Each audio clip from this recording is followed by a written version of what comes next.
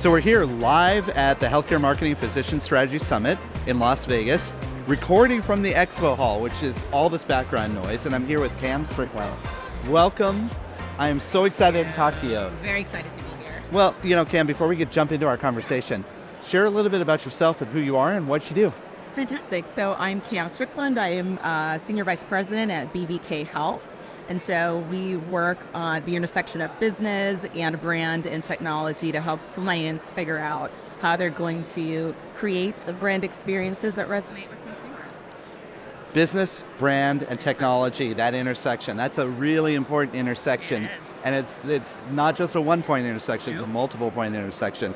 And I think you're at the right conference. I would Because agree. this is one of the conferences that kind of addresses all of that. Yes. So let's start with that. You've been here now at the conference. I know it's at the onset, but what have you seen? What are you hearing? What are some of the things that are interesting? Absolutely. So I think right now, just given how systems are really challenged, growth and access in some of the more fundamental parts of healthcare delivery, it's really critical to understand what those drivers are. And from a marketing perspective, I do believe we're seated at the right tables, or we have the potential to be, to sort of understand, help shape strategy, and sort of along the continuum of a journey where we're kind of putting these strategies into place and executing alongside them. Marketers can really kind of sit in and help to guide and lead as opposed to kind of taking a back seat. And so what I'm hearing a lot about is whether it's patient acquisition, whether it's brand building, this idea of marketers kind of shifting the role in terms of how they show up, the capabilities they need to strengthen, or, just kind of come into their own on in order to sort of elevate those conversations in their organizations is really important. That role of the CMO, the Chief Marketing Officer, is changing significantly, isn't it? Yeah. What are some of the things that you see that are things they have to address now? I think number one, marketers have to be data-driven. If you are not, and you're not able to demonstrate sort of the value of what you're doing, it becomes really challenging to not just sit at these tables that we want to be at, but also create them, right, when you need to. And so I think understanding data sets, where we get them from, how do we put them together to tell a good story, and or to understand and develop strategies is going to be really critical for today's marketer and health system. Yeah, I think data is a big one, right? I have this tenet, right? It's not me who came up with this, but if you don't measure, how do you know what you're doing, right? Exactly. Yeah. But I think the data also tells you a lot more outside of measuring. It's sort of like this understanding of who you're talking to. So what are we building? Who are we building it for? How are we going to build it? These are critical questions, and I think the marketer is well poised to answer them. So, we've been clamoring as marketers to be at that table for years, and now we're finally there, right? In many cases. Absolutely. Sometimes we still are forcing our way Yeah. in. But, we're at the table now, and now that we're at the table, that's like a whole nother level of how we have to show up. Yeah. What's your perspective on that? Well, my perspective is I don't think we have the luxury of showing up and just kind of sitting back, right? So I think a lot of what we bring to the table is how we demonstrate our value. And I think it's important to kind of figure out who needs to hear what. For example, I know we talk a lot about the role of the CFO and making sure that that relationship is really connected and tight. How do you then, as a marketer, back out from that and make sure that what you're doing on your end actually drives into sort of those numbers and the formulas that your CFO, for example, thinks is sort of like the viable for what we consider to be, good business performance. And so I think in a lot of ways, it's not a passive role to come into these tables and sit. It's really about what do I bring, understanding the value from a data standpoint is one of those pillars. But I think also the communication piece is very important, right? It's about how we message around these things and sort of how we message to purpose, Yeah. And that does feed into brand and brand building, obviously. But I think it's very much an active role when you get to those tables and not just one where you kind of sit back and say, we made it. Right, exactly. And what you're stressing, right, this whole thing about, first of all, speaking in their language so they understand. Critical. And secondly, being able to communicate about what your perspective is. These are things that are kind of native to a marketing communications professional, but in many cases, we're like the cobbler with the holes in our shoes, if you know that metaphor, right? It's like we don't do it very well within our organization. So this is a good time for us to kind of rise up to meet that, right? And we have so many opportunities to do that, right, inside of these healthcare delivery settings. So I think about the fact that marketers work very closely with service line leaders.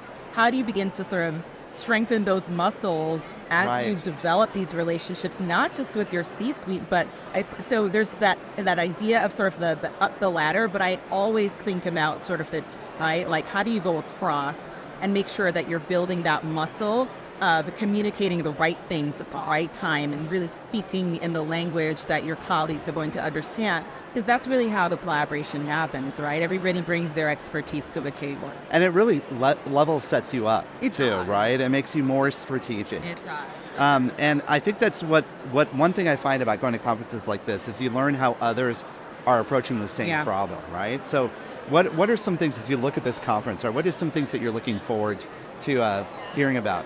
So I just got out of a really, really interesting session with Chrissy Scott's team around custom segmentation, again, how you think about that. And what was really fascinating to me was they could have spent all their time talking about ROI and how that drives, to everything. And they talked a lot about how they socialize. And I found sort of the process leading up to the actual segmentation work to be just as fascinating. It's this idea of, hey, as a marketer, I have all of the tools to sort of bring people along to connect a lot of the work that I'm doing from a business perspective back to our brand and what we want people to experience with us when they come to us for care.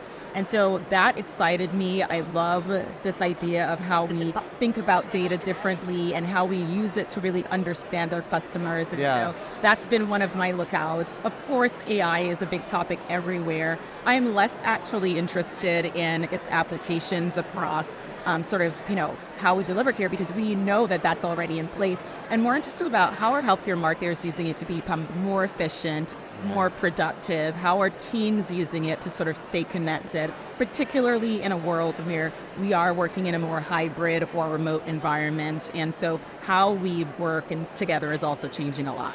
Hey, it's so true. Those words are so true. They resonate with me so deeply. What I found is, like, when I come to conferences like this, there are certain things, and you address these themes just now. So imagine now that we have a crystal ball right here on the table, and you look into it. What do you think we're going to be talking about next year? Oh my gosh. Same things, that's or hard. I'm going to go out on a limb and say that I believe by next year we would have hopefully, and maybe this is just a wish for me, we would have hopefully amplified our conversations around experience. I know that was like sort of the hot thing when titles were changing and that role was being embraced more, but to me that's sort of table stakes and fundamentals. And we can talk about revenue all day long and we can talk about volume all day long, but if we are not executing at the level that our customers expect, we're not going to see the successes we want from a business perspective. I think we have proven that and seen that in the work that we do across different kinds of systems, that really an intense focus on experience. And really marketers need to understand what their role is in not just shaping that, but messaging that is going to be a conversation that we have to resurface as we talk about all the challenges that we're facing as an industry right now. Right. Back to table stakes. It is going to go back to the table stakes. And next year, as the financial status of our industry goes up and down, when we come back, we're still going to have to deal with that inherent problem of experience. And that looks different for everybody, right? Yeah. So like a lot of folks hear experience, they automatically think about, for example, inside the four walls and then maybe even an inpatient experience. I am not speaking about that. I am talking about know your customer segments so intimately that you really understand who you need to talk to inside your four walls, who's outside of it, what they want to hear. I mean, it's really going to be experience and sort of broadening our definition of that. I love that. Outside of patient care delivery. Yeah. How do we build relationships? How do we build relationships? At the end of the day, that's what marketing is, right? Right. Yeah. Wow. Cam, this has been such a great conversation. So great. Thanks for sitting down with me. Oh, I love talking to you. I could tell you all the time. So thanks so much. For having me.